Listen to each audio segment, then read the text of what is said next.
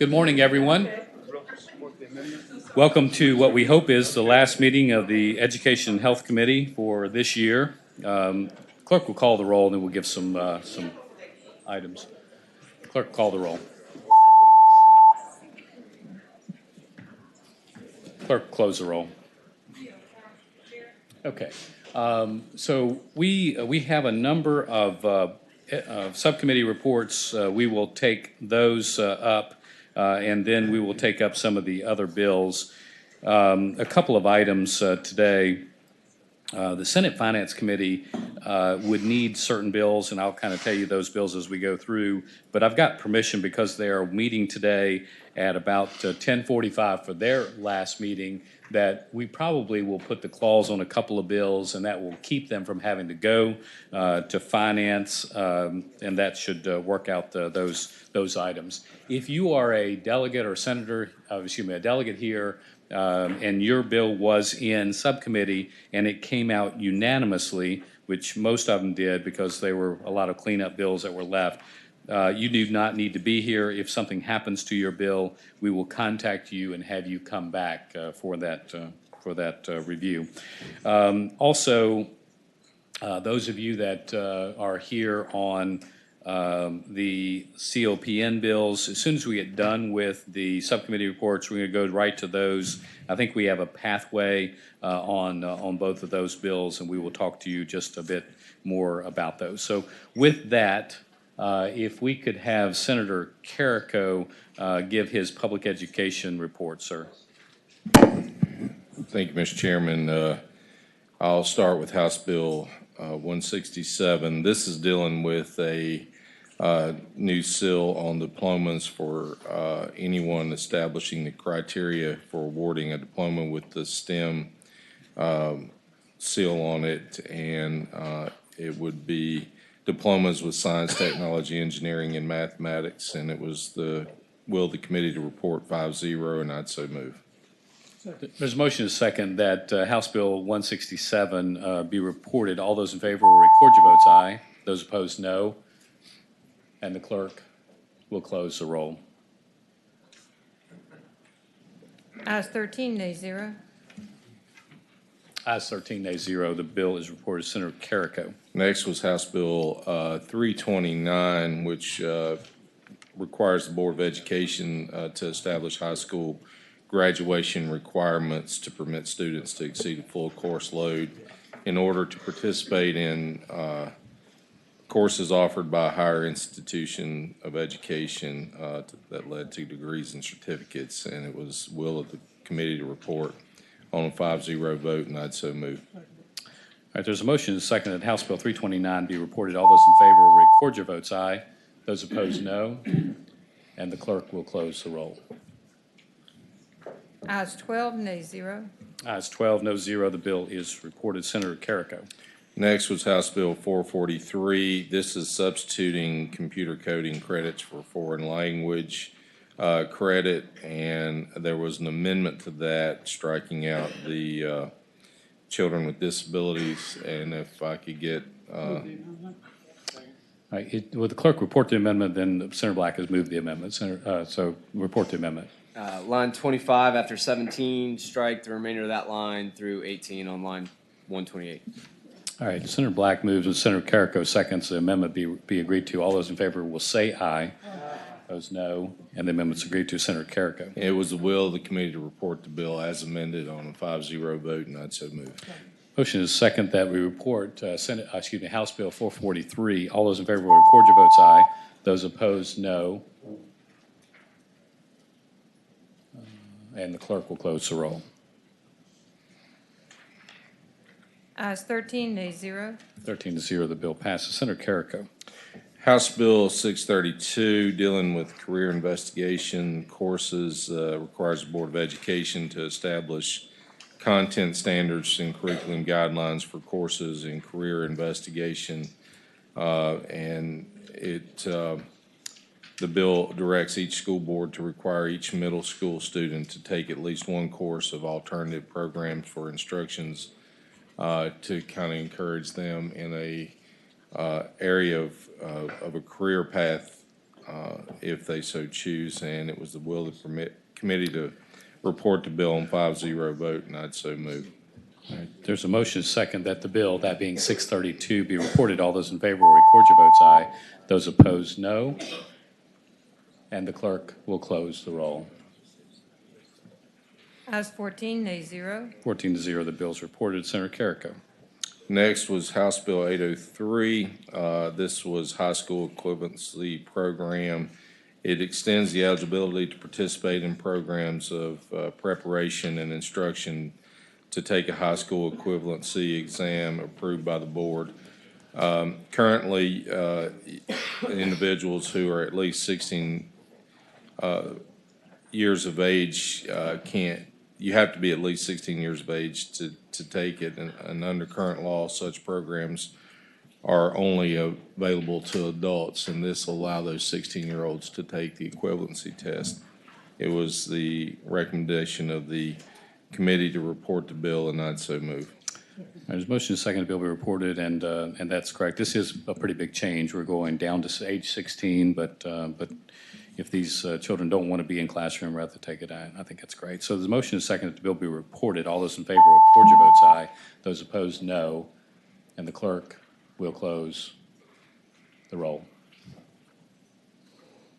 Ayes 14, nays 0. 14-0, bill is reported. Senator Carrico. House Bill 829 is just some clarifying language that each parent of a school-age child in the Commonwealth is required to cause his child to attend school.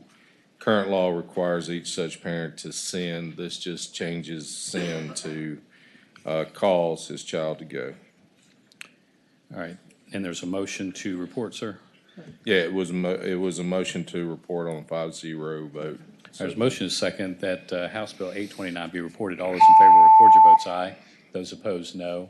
And the clerk will close the roll.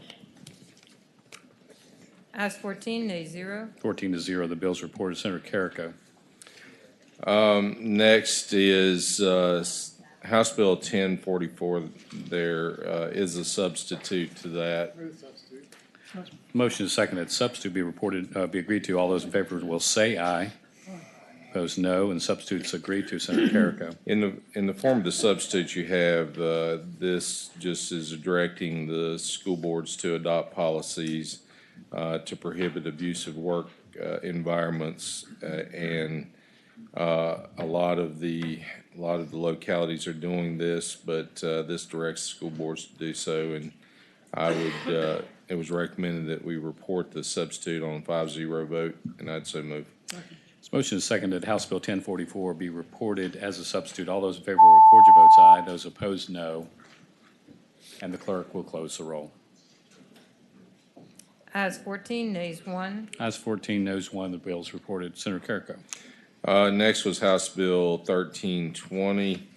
It was recommended that we continue this bill to 2019 and send it to the future of public education, and that was motion was done on 5-0 vote, and I'd so move. This motion is second that the bill be continued to the 2019 session and the subject matter be sent to the future of public education. All those in favor will record your votes aye. Those opposed, no. Clerk will close the roll. Ayes 14, nays 1. Ayes 14, noes 1. The bill is continued 2019. Senator Carrico. Next was House Bill 1370. This is dealing with home instructions of children, educational options. It clarifies that a parent who provides home instructions through a program of study or curriculum is required to provide his child with such programs of study and curriculum that satisfies the requirements for home instructions of such child. It just makes clear that the parent has to offer the curriculums that satisfy the requirements, and it was recommendation of the committee that we reported on a 5-0 vote, and I'd so move. Motion is second that House Bill 1370 be reported. All those in favor record your votes aye. Those opposed, no. And the clerk will close the roll. Ayes 15, nays 0. 15-0. The bill is reported. Senator Carrico. The last bill was House Bill 1530, also dealing with career and technical education, requiring the Board of Education to make some recommendations to the governor and the chairman of the House, and Education and Senate Education Committees no later than November 1st of this year relating to strategies for eliminating any stigma associated to a high school career and technical education pathway and a choice for high school students to pursue a coursework in career and technical education. And it was a recommendation of the committee to report the bill on a 5-0 vote, and I'd so move. Motion is seconded that House Bill 1530 be reported. All those in favor record your votes aye. Those opposed, no. And the clerk will close the roll. Ayes 15, nays 0. 15-0, the bill is reported. Senator Carrico. That completes my report. Great, thank you, sir. Up next is Senator Saslaw. Are you ready, sir? Senator Saslaw has a report. Before I do that, I know some in the audience see us going through these bills very quickly. I think most of us had read over these bills, seen versions of them in the past, and the subcommittees have heard them in detail. So this moves along quickly, but it's not without reviewing them. Senator Saslaw. Mr. Chairman, our subcommittee had 4 bills. The first one, 165, was patroned by Delegate Yancey, and we recommended, and I'll get to the bill, we recommended it be reported 401. There was 1 abstention. It requires the institution that makes a loan to the student to include in the documents the payment plan, for the loan. If the loan's, late, notifying them no later than 30 days after it becomes past due, and if necessary, after the end of what the end of the academic term is. And it gives them leeway to alter, the terms of the payment, if there's a hardship type problem. So, and as I said, that was recommended 401. There was an amendment, and the abstention was I think it was Senator Peterson felt that this was pretty much close to a bill we had by Delegate Simon. Yeah, Mr. Chairman, I had a Senator question Peterson. for council, and that was, if we pass this bill, is it in conflict with a bill we passed out of our body before crossover, or any other bill? Senator Peterson, I didn't find one. I'll continue to look. I know you had that memory of the bill, but Okay. All right, well. I think it was Delegate Simon's bill, but I'm not sure. Okay. All right, clerk will report the amendment. Tom, do you have an amendment, sir? thank you, Mr. Chair.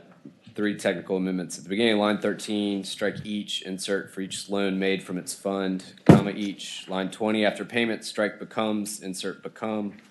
Line 22, after loan, strike made from its fund. There's motion is second that the amendments be agreed Mr. to. Chairman, Senator Howe, sorry. I'm sorry to slow the flow here, problem. but Yep. I'm perplexed by the House vote being so close, and it sounds like such a good bill to me on the surface. I'm wondering, does anybody know what the objections were? While we're looking for that, the motion's on the amendments. All those in favor of the amendments will say aye. Those no, amendments are agreed to. Anyone know maybe where are the struggles? We've gone over this bill. It looks clean and reasonable to me, and maybe unless the subcommittee knows something. Can I ask one more question, Mr. Chair? Senator Peterson. And I see it says the institution will make, and this has to do with loans from the institution, not loans Right. by private vendors. We're not, make every institution collect and comply with the Virginia Debt Collection Act. Does this mean that the institution is going to be subject to the Virginia Debt Collection Act? Because otherwise, I assume would have sovereign immunity from that. Tom. Well, it would have sovereign immunity, Yeah. but I guess it operates by the terms and conditions of. Okay. All right. I mean, Okay. I don't think this does away with sovereign immunity. Janet, you okay? You okay? Okay, yeah. All right, there is a motion and a second that the bill as amended be reported. All those in favor record your votes aye, those opposed no. And the clerk will close the roll.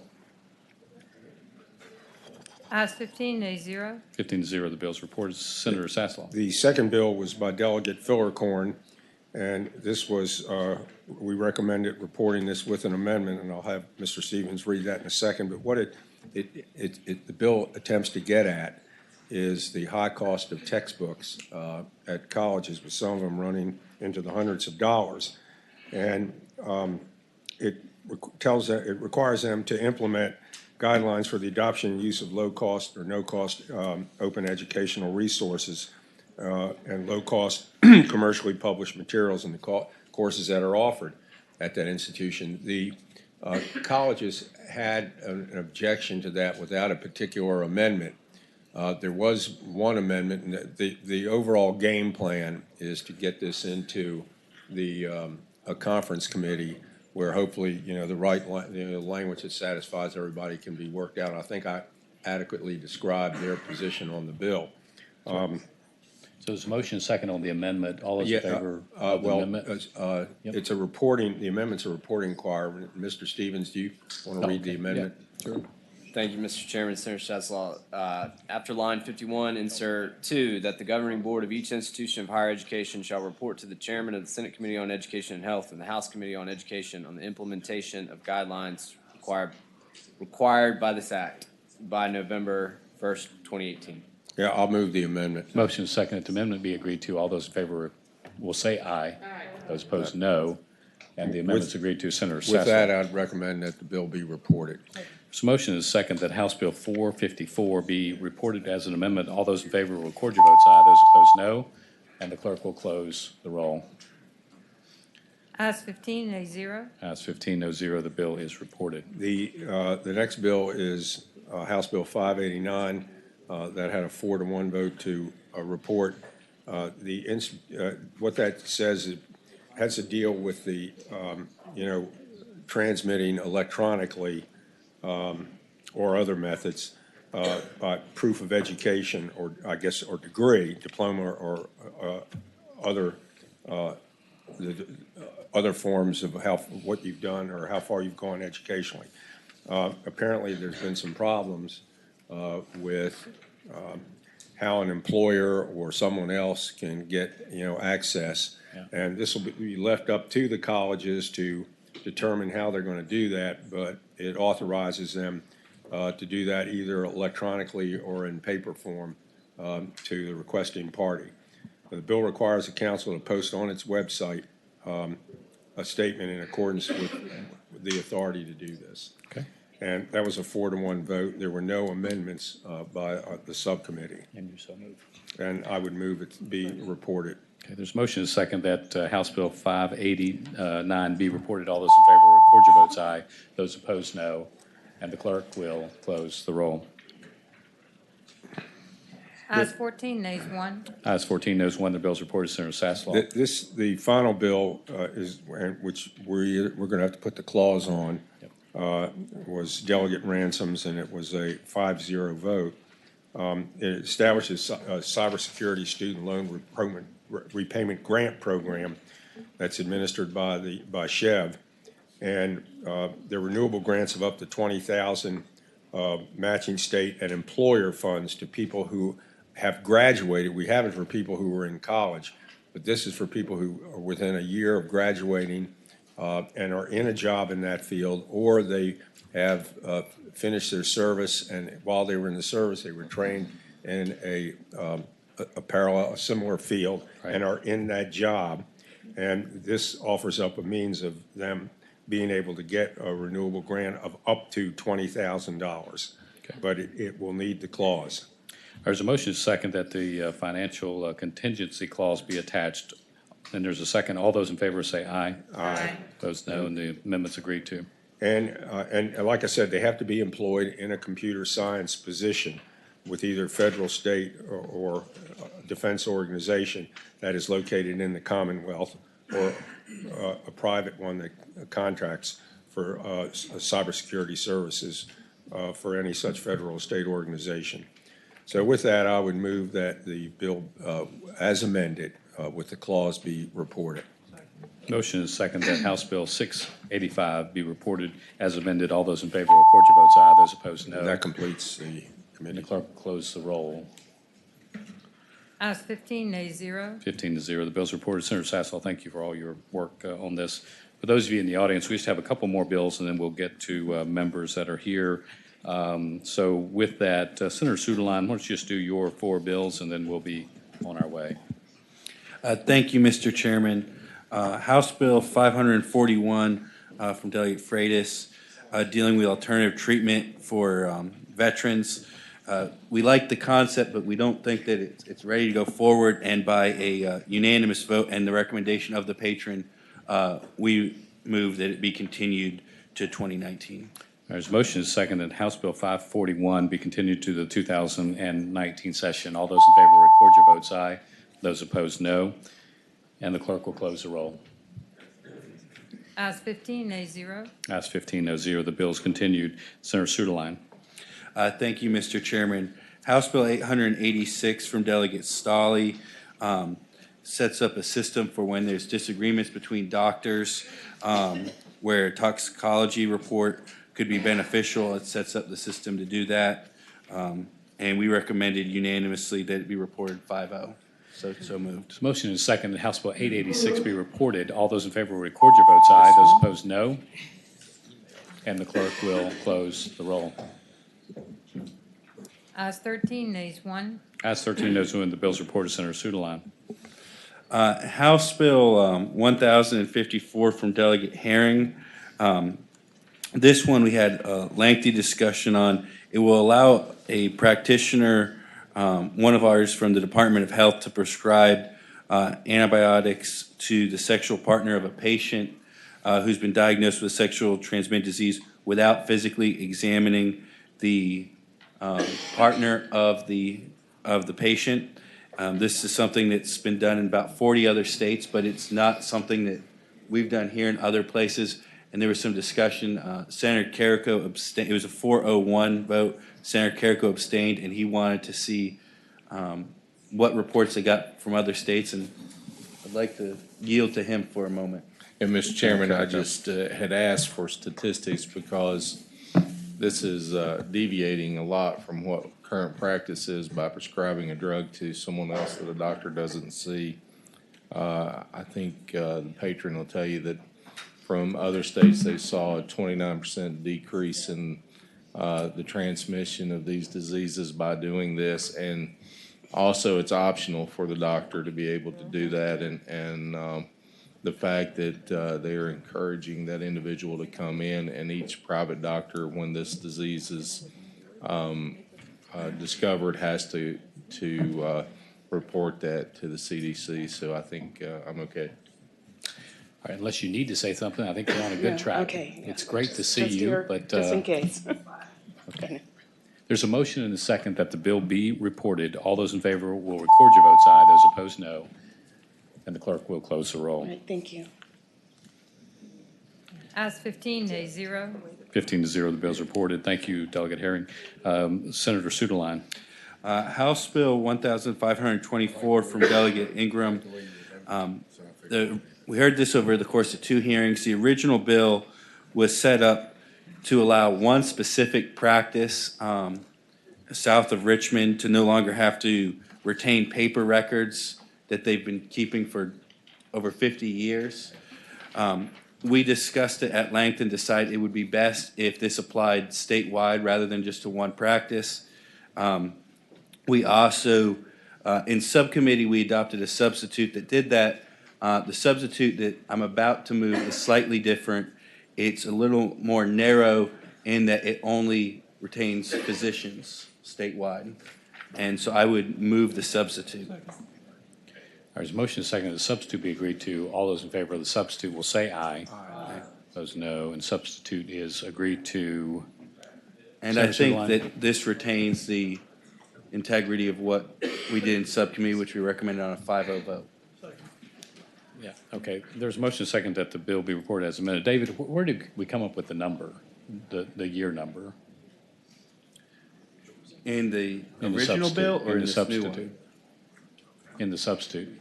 This was what was discussed on how likely it was to actually have the young people come back to the clinic. This was after lengthy discussion with all the MSV and other folks. Okay, Senator Donovan. Mr. Chairman, I'm very excited about this bill because this is good for Virginia. Doctors have to hold on and pay storage for paper records that they no longer use because we have been silent on how long they have to keep them. We're required to keep them for 6 years as long as the patient is actively or no longer being seen by us. But other than that, we've been silent. I don't know where the 12 years came from. The original bill proposed 10, which I thought was very reasonable, with always a carve out for anybody under 18. Up until 18, you need to keep them until they're, beyond the 18 because there can be inquiries for that entire time. In any case, I think 12 years is fine. 10 would be better, but if that's the consensus number, it's okay with me. Thank you. Senator Mr. Barker. Chairman. Senator Barker. Mr. Chairman, just to respond on that, I think the 12 years came from the practice, the medical practice that actually brought this proposal to Delegate Ingram from down in the Hopewell area. They said, I think they've been, that would fit with what their situation is. Okay. So there's no reason that there was no compelling reason why that particular figure in terms of 12 years was what was selected. Okay, that's helpful. Thank you. Senator Peake. Yes, and Mr. Chairman, I was going to address that as well. I believe we had a conversation with the patron and his witnesses after. 6 years was what they had. He had 10. We decided to double the 6 and had agreed on the 12. Okay. I think I'm okay now. All right, thank you. There's a motion and a second that the bill as amended be reported. All those in favor record your votes aye. Those opposed, no. And the clerk will close the roll. Ayes 15, nays 0. 15-0, the bill is reported. And that completes our report. Senator Sudeline and Senator Donovan, thank you so much for all your work this last year and all your entire subcommittee. So next up, we've got a couple of bills. One, we have a bill which is HB 3 and HB 919. So, guys, if you don't mind coming up together, we're going to put our bill on whichever bill you guys tell us to put on.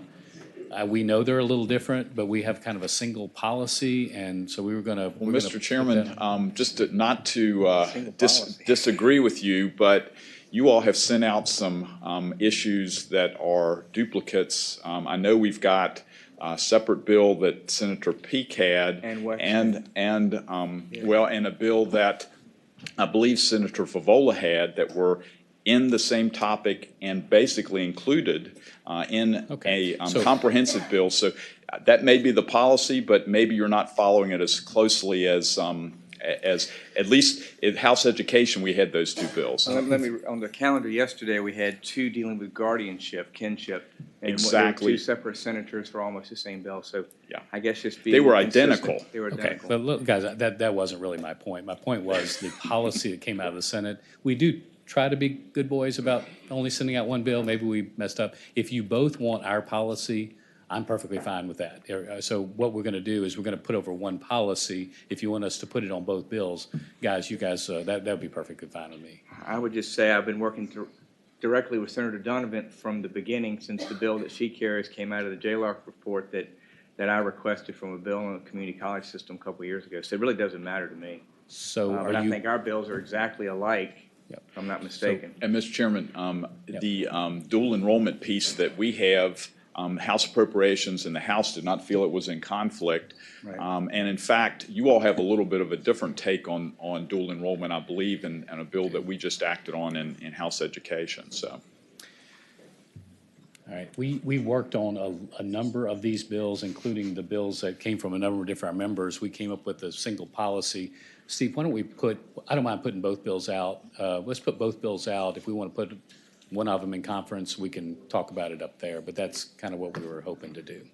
So we'll adopt our version on both your bills, and we'll send them over there. The only thing I would say, Mr. Chairman, just clearly for the record, since last fall, we have been working directly together, the Senator and I from Henrico County. There's been no confusion. We have comported having staffs working together, sharing data, working with DLS and working with VCCS, JLARC, et cetera. So I'm a little confused as to putting your policy on ours when I think we're pretty much one and the same on Senate Bill 631 and House Bill 919.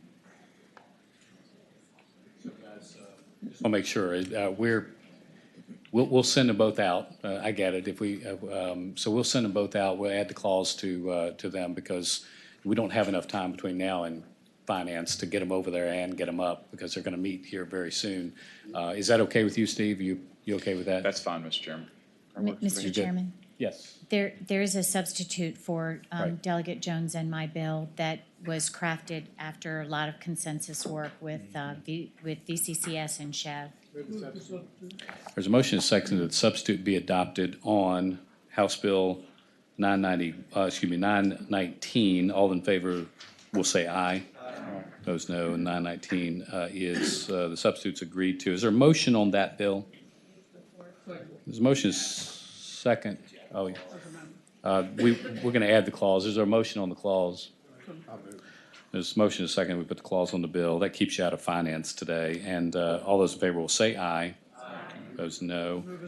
And there's a motion and a second that the bill as amended be reported. All those in favor will record your votes aye. Those opposed, no. And the clerk will close the roll.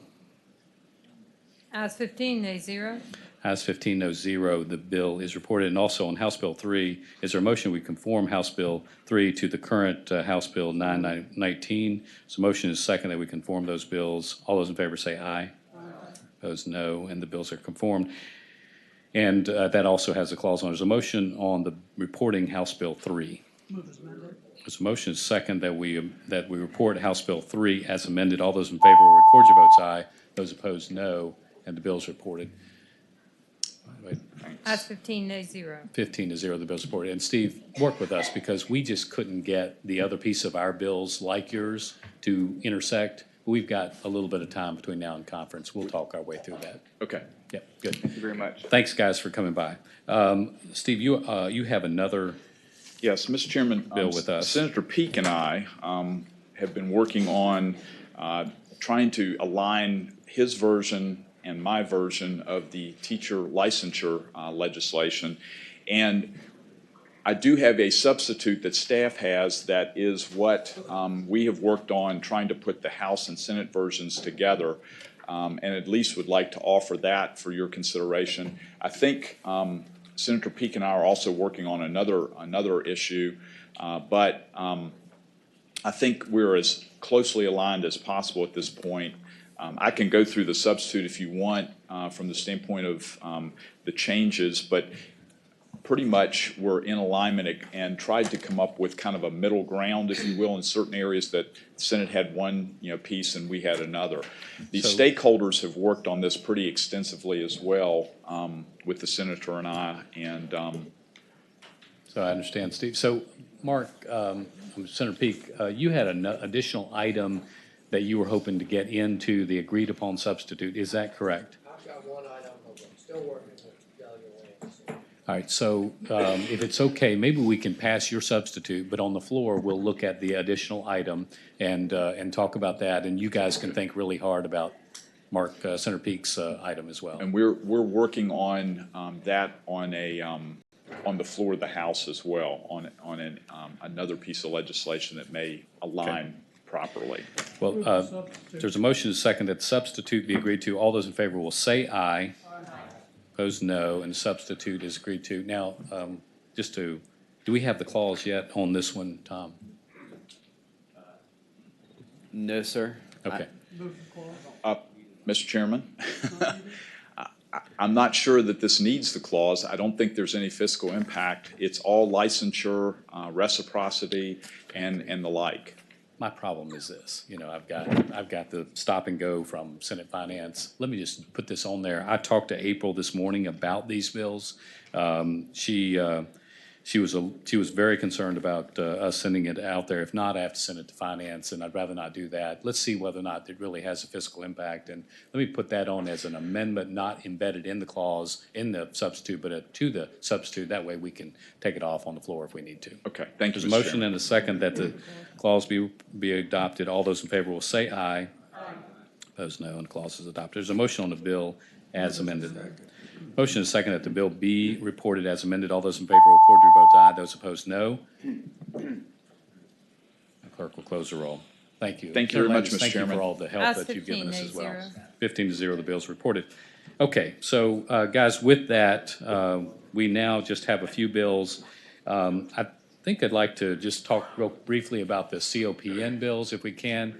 First, we have had the version of the OROC bill, which is House Bill 1606, which is the Certificate of Public Need for Psychiatric Beds. We sent out Senator Sturdivant's bill out of this committee. This bill, and we all recognize that it is a revenue bill, and so by understanding with the patron, the date for revenue bills has passed.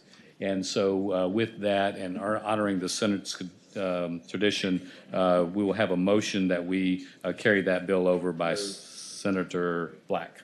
Mr. Chairman, if I could just briefly comment.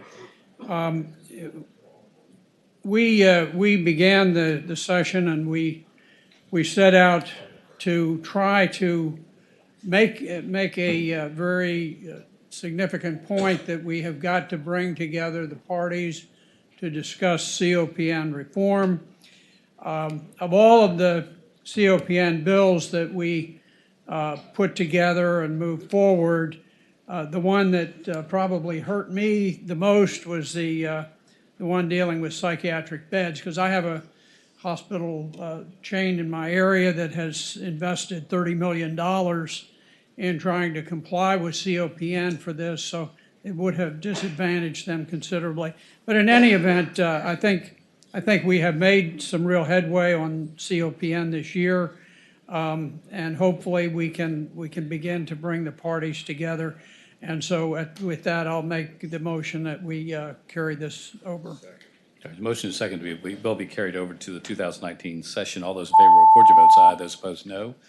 And the clerk will close the roll. Ayes 14, nays 1. All right. Thank you, Senator Black, and the bill is carried over. If I could just have Delegate Habib come up. This bill is a portion of what we had earlier, which is the NIC unit for Lewis Gale Hospital in general. Over the last couple of days, Delegate, with your concurrence and your work, I've had a good bit of time to talk to Secretary Dan Carey and also Nancy Agee about this and Lewis Gale. And I feel comfortable now that with the work of Senator Sudaline and the work of Delegate Habib, that we're going to come to resolution, right? And so sometimes you just, our resolution isn't necessarily the best resolution, and I'm hoping that you guys will agree with the conversation that had to take place with Secretary Carey and Nancy Agee and Lewis Gale, that we can carry this bill over. I anticipate that there is going to be very good movement for the babies in your area, and that if not, this has got to be one of the higher priorities next year. Is that okay? Yeah, Mr. Chairman, I really appreciate your work on this, Senator Sudaline's work in this committee. As I've told people from day one, individual legislative carve-outs, for lack of a better term, are not the best way to get at this policy. We need the system to work and do the right thing. It simply hasn't. I think you've advanced the ball this session, and I think the system is going to begin to work better. I would love for the right thing to happen without this bill needing to be passed. And so if we've advanced the ball and you want to carry this over, lay it on the table, I totally understand and appreciate the efforts on this issue. Well, very good. Senator Sudaline, are you okay? I think that we're going in the right direction, and if we don't reach that soon, I think Delegate Habib and I will be back with a similar attempt. And I was really glad that the Senate position and the House position has already been to support this, and I hope that it will be the COPN process also support it. Well, Delegate, just you know that this committee, not all of us, but a number of us, we passed this out. I think this bill would pass out pretty quickly, and I think the floor would pass it. But I think this solution is the best solution, sir. Mr. Chairman. So, yes, Senator Cosgrove. Thank you, Mr. Chairman. I'm not going to support the motion to carry the bill over. You know, I had the COPN bill was all rolled into 266, and that was, killed in the House, and that's fine. But I think out of all the 6 bills that were rolled into Senator Sudaline's bill, this is the most important. This is the life and death section of that bill. We're talking about preemies. We're talking about newborn children and the peril that they are in if they don't have nearby care. My mother was a OBGYN nurse. Her specialty was preemies. And if I voted against this bill, she'd haunt me for the rest of my life. Or if I voted to carry it over, sorry. Mr. Chairman, Yeah, Senator Delegate Habib. I very much appreciate those sentiments. I've had my own personal experience with this issue. This bill is very important to me. I think it is very important to the stakeholders that both the Senate and the House have endorsed this position and sent the message that we're going to go down this path. If I didn't think we had made headway towards the ultimate resolution, I would be strongly opposing any kind of motion other than a motion to report. I think you've had the most direct conversations and can report to us that the ball is moving. And so while I very much appreciate Senator Cosgrove and could make that same argument, understand where this committee would like to go.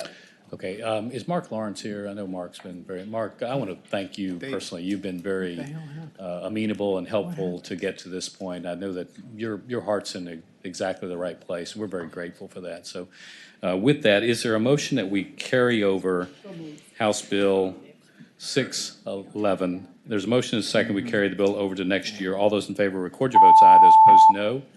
And the clerk will close the roll. Ayes 13, nays 2. 13 to 2. Mr. Chairman, I'm not sure if y'all have acted on my 1320, the assessment bill. We did. We took care of it. I thought so. Thank you. Appreciate you. I voted with you. She asked what take care of it means? All right, next up, we have a bill. You had one. How's your one? Next up, we have a bill which is House Bill 338. Delegate Mieres, I know he was here I'm right here. I'm right here, Senator. There you are. Delegate, we are delighted to have you here. I know we passed your bill earlier today and understand you have spent a lot of work on this bill. Do you want to share with us kind of your thoughts about this bill, and then we'll talk a little more about it? Yes, thank you for the committee for having me. HB 338 creates a training, education, employment, and opportunity program for able-bodied recipients of Medicaid. A couple things just for the committee to be aware. In full disclosure, this is not Medicaid expansion. This bill was put in well before that discussion even started. I know there's a larger discussion. What this bill has done is there's been a little bit of a shift in both Kentucky and several other states have applied to CMS and has indicated they'd be receptive to essentially a 1115 waiver. This would be essentially a pilot program, takes some components of what Kentucky has done, but essentially what we have seen and the studies have shown that actually there's both dignity in work and a mental health component to work as well. That those that are able to transition to the workforce actually have better results from a mental health standpoint, and also a generational impact as well for their obviously for their children. So our idea is to create and a goal I think for everybody here is both emphasizing the dignity of work and increase the earning potential of beneficiaries. And so what this does essentially creates a STEP program that allows you, both if you're going to be an able-bodied adult receiving Medicaid, to begin the steps of either A, getting training, B, getting education, or B, looking actively for employment. Now, there are several exemptions within this measure. There's non-exemption, does not apply to children 18 or younger, or those over the age of 65, those with a blindness or disability, individuals residing in a mental institution, those that are the primary caregiver of those that are dependent, those that are pregnant or postpartum women, foster children, age 26 or younger. And so there's a variety of exemptions on this bill. It is gradually escalating. Beginning at 3 months after enrollment, they have to show that they're either getting training, education, or employment, or looking for employment. Beginning at 5 hours a week, 6 months, 10 hours, graduates eventually at 12 months to at least 20 hours per week. And so this just directs DMAS to apply for the 1115 waiver. And happy to answer any questions from the committee may have on my. Great, Senator Cosgrove. Thank you, Mr. Chairman. First statement, I have several questions for the delegate. First off, I want to make everybody aware here that Delegate Mieres did not vote for the House budget, so he doesn't have any ulterior motive in this bill. But that being said, Delegate, is the language identical in the House budget to what's in your bill? Yes, that is my understanding. They took the language in my bill and they did put it in the House budget. There was, the original version was amended in appropriations. Some stakeholders had some additional concerns. There's an additional waiver that if you're a locality and your unemployment rate is 150% of the statewide average, that DMAS can provide a waiver. Okay, thank you. Mr. So Chairman. there's some additional language that was added. Delegate, in the run-up to the budget presentation, House GOP leaders repeatedly cited the, quote, Kentucky model for the basis for their work requirements. But in looking at this, why are none of those requirements found in the bill? There's several aspects in Kentucky that are not in this bill. The only thing I could surmise, quite frankly, is that Kentucky's in a different political situation. They have a Republican governor, Republican state legislature. Specifically, what is in Kentucky that's not in this bill is Kentucky has a premium copay. That's not in this bill. Kentucky has a 6-month automatic lockout that if you change jobs and you're on Medicaid and you change jobs, you don't inform people, then you have a 6-month lockout of receiving Medicaid. Kentucky has an 80-hour per month requirement in either workforce or education or community involvement. This is a graduating, escalating scale. It gets to that point at 12 months, where it's 20 hours per week or 80 hours per month. But that is the main difference. So yeah, this is similar to Kentucky, but it is not Kentucky. But there are, the basis of this is, from the beginning was, what is Kentucky and other states have done. There's been 10 states now that have either publicly already or in the process of applying for these waivers. Mr. Chairman. Senator Cosgrove. Kentucky requires monthly reporting and participation in at least one of the qualifying activities in the Kentucky model.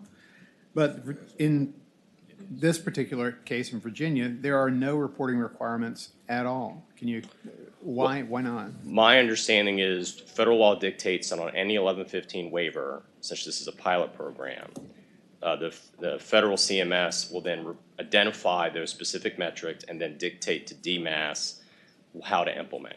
Now, my understanding is that part, while it's not in this bill, is in the budget of the House budget, and that's how we'll get to those specific metrics. Mr. Chairman. Yes, Senator Cosgrove. Thank you. Delegate Mieres, I'm very familiar with the Kentucky model and the Indiana model, and with all due respect to the other body down the hall, this is a work suggestion. This really has no teeth. It has nothing that's really going to be a requirement. If you look at the different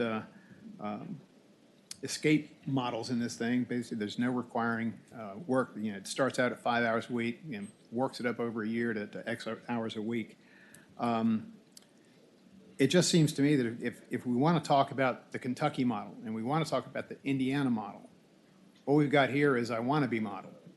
And I know you worked hard on this bill, but I guess you probably already answered the question I was going to ask, but your initial bill was much beefier than the one you have here. Why was it pared down so greatly? And I know Kentucky's a different political landscape, but we are Virginia. And thank goodness we are, Senator. I would say that there has been some involvement from different stakeholders in this entire discussion that have had suggestions. I think that'd be one reason why it is different. To answer the senator's question, I mean, I don't claim that this bill is perfect. No bill is. What I would say is it's an improvement of what our current system is, which is nothing.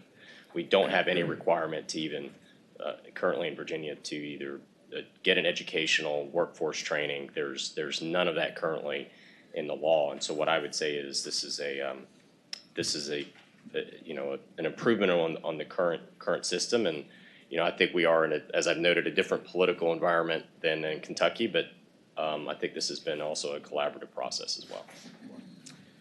I thank the gentleman, Mr. Chairman. Thank you, Senator Cosgrove. Senator Suderline. Thank you, Mr. Chairman.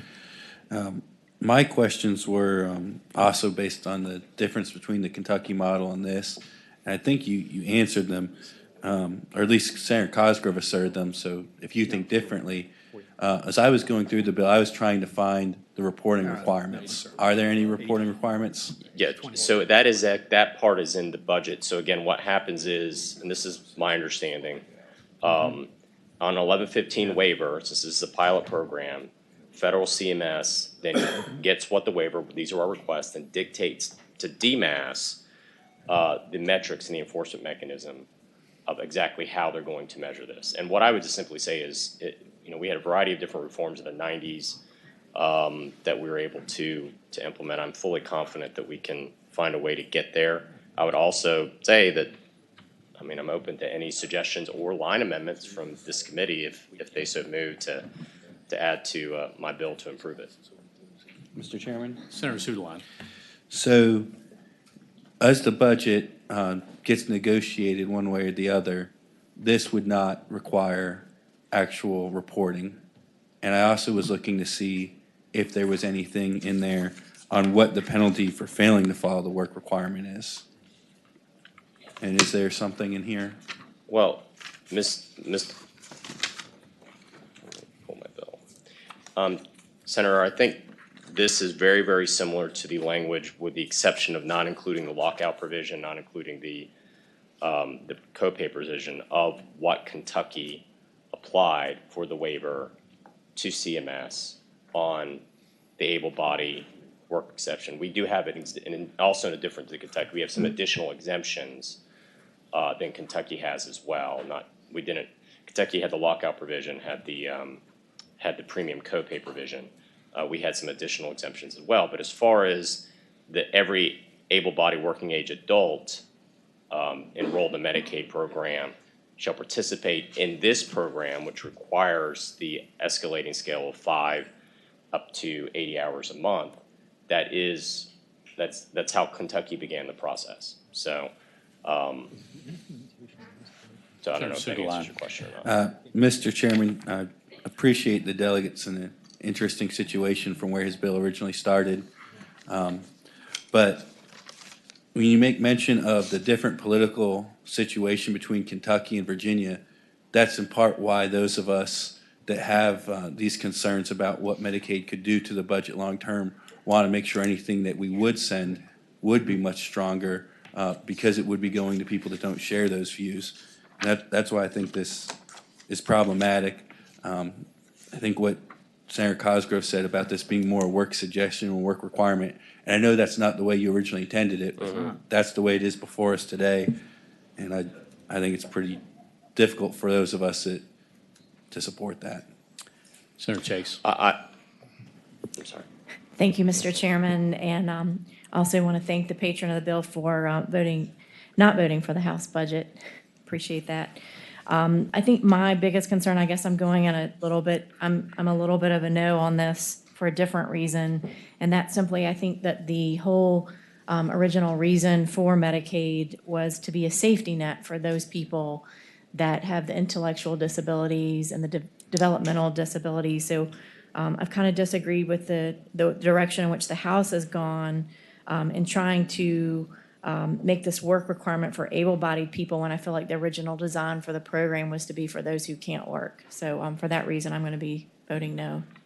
Yeah, Mr. Senator Chairman, can I respond? I would say two things. One, while there's not been officially Medicaid expansion, the bottom line is the budgets have gradually expanded the pool. I've seen different numbers ranging from 10% to 15% of current Medicaid enrollees in Virginia would be considered able-bodied adults. And so the idea in that situation is, how do we get them both the dignity of work and get them to their living self-sufficient lives where they no longer are in a position through raising their earning potential, their need of being on Medicaid. And what I would simply say is, I don't claim this is perfect. I'd say it's much better than what we currently have, which is nothing. We have anywhere between 10 to 15% of those that are currently enrolled that don't have any requirements. And I would say this would be the first step on that. Senator Chase. Thank you, Mr. Chairman. And I just want to follow up with that comment. We have the priority one waivers that are still, even in the House and the Senate budgets. We have now, last week I checked, there are 3,000 individuals who are on that priority one waiver. And in neither the House or the Senate budget have we covered all 3,000, which I think is an obligation, a current obligation of the state, those with intellectual disabilities and developmental disabilities, and neither one of our budgets sadly has addressed those needs. I think we should use reprioritize where we're spending our money and focus on those that need it the most, those that don't have the ability to work, those that have the intellectual disabilities, and I'm going to keep saying that, but I do feel like that we should, before we expand in any other category, we do need to take care of those priority one waivers first, the 3,000. So, thank you. Thank you. Senator Carrico. Just a couple of questions, if I can, Mr. Chairman. Reading through your bill, looking at the requirements, and you have the educational piece of it, participate in training, educational, employment, and community engagement opportunities. These individuals enrolling in that to be qualified, who pays for that? Does that individual have to pay for that training and those programs that they're going to enroll in so that they become eligible, or is that burdened on the state also? That there is no money. My understanding, there's no money for that. They would have to, get that educational training on their own. So they would have, Mr. Chairman. So they wouldn't qualify for any free reduced education just because of the economic status that they're in. That I can't test. They may be in a position where they could qualify. But again, I guess the idea, the long-term idea is to move these individuals to a position where they both obviously increase their earning potential and through the what I would say the dignity of work, they're no longer in a position where they need to be on Medicaid. One final Senator question. Carrico. It appears that DMAS will be the ones that will be looking at these waivers and so forth, and understanding what DMAS, we just turned over a lot of the work to the CCC providers for individuals, older individuals who are homebound and having to get services because of the weight of trying to keep up with that. How do you foresee DMAS being able to do this and the cost to the state for DMAS to be able to operate it? Well, I think the idea, JLARC did a review of the bill, and they talked about leveraging essentially existing support services to try to both minimize the costs and provide the recipients with the necessary services and support. That's similar to what has happened, my understanding from JLARC's review of what's happened in Indiana and Kentucky, is they leverage a host of already existing support services for their employment and community engagement programs. And the JLARC was confident that we could find a way to do that as well in Virginia. Thank you, Senator Carrico. Senator Donovan. Thank you, Mr. Chairman. And I want to say that I think the goal for Virginia is that we help turn the trajectory of poverty that keep many people in need of additional help so that they have the opportunity to live the American dream. And giving somebody the educational tools to accomplish that is a noble goal. This bill, I think, comes from a good starting point, but I'm not sure it accomplishes what you want. And I'm very concerned that the designation to create the infrastructure, here we already have the workforce grant program. We have some educational programs through Medicaid. We have these ideas and these programs, as we've looked at in the Senate budget, scattered across many different agencies without the opportunity to leverage or do them right. And I'm very concerned that if we build yet another silo in which we're going to do this, that we are creating a situation at a considerable fiscal impact that may or may not be effective and may or may not have a return on investment. And so I really acknowledge your goals here. I just don't think your bill accomplishes them. I think it's part of a bigger conversation that we need to give everybody in Virginia the opportunity to get an education and a good job. And while we're at it, make sure they have safe housing. And that's really the recipe to making sure we help people reverse that trajectory of generational poverty. Thank you. Senator Cosgrove, do you have something else? Yes, just very briefly, Mr. Chairman. And again, I commend Delegate Mieres for working so hard on this bill. It's a shadow of its original intent. But ultimately, with all due respect to Jason, the bill really is a camouflage to basically design the real goal, which is to, help pass Medicaid expansion in Virginia. And I know that that is not his intent, but that's what the bill actually is, as far as I can see. The other thing, nobody's really said this, but this is not proactive. It covers the whole sphere. So basically, anybody that's now, receiving Medicaid would have to go through that, as well as any prospective Medicaid recipients under expansion. And if nobody else has anything to say about it. I think there are a few. All right, then So, I'll be Senator quiet. Barker. Yes, thank you, Mr. Chair. I have a little bit of a different take on this. I think this is a good first step in moving us in the direction of helping more people be able to have permanent gainful employment there. And I think it does call upon the program that will be established here to work with the Virginia Workforce Centers, the one-stops, the New Economy Workforce Credential Grant Program, and others to be able to utilize existing programs, and therefore is not inherently duplicative. I think it would be working with some individuals who are not included in those programs now, but I think that would be beneficial to those individuals as well as to our Virginia as a whole and our economy. And I think this is a good first step. We may need to go further at some point, but I think this is something that we should be moving forward on now. Good.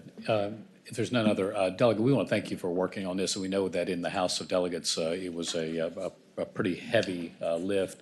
I think there are a number of the members of this committee, if we can find a way to get to a Kentucky-type plan or an Indiana-type plan, may very well be very supportive of it. And so what we're going to hope, what I understand we may do is may carry the bill over to next year.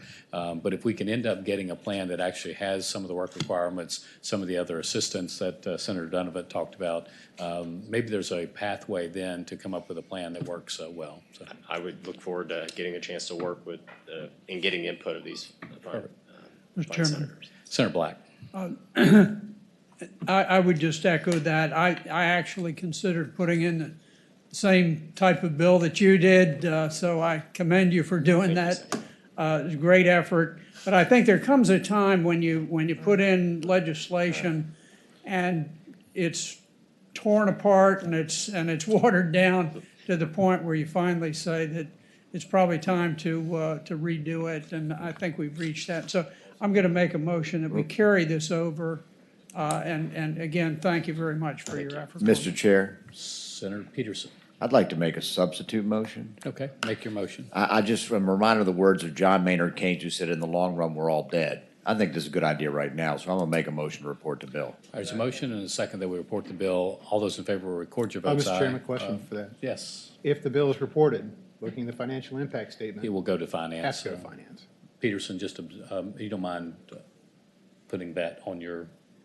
That's what I meant. I'm sure. It has to. We are meeting at 10:45, which is 4 minutes away. We're in good shape. All right. At 10:45. An hour and 4 minutes, you're right. Okay.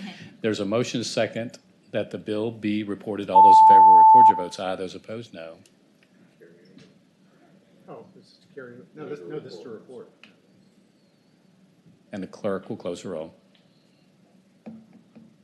Ayes 5, nays 10. Ayes 5, nays 10, and the underlying motion is the bill be carried over to 2019 session. All those in favor, clerk, you have to reset to. All those in favor will record your votes aye. Those opposed, no. And the clerk will close the roll. Ayes 12, nays 3. 12-3, the bill is carried over. Delegate, thank you for coming Thank you, by. Senator. So to all of you guys, especially to Senator Carrico, Suderline, Donovan, Sasslaw, and Cosgrove, who had the subcommittees, thank you very much. That completes the work today, and the committee will rise.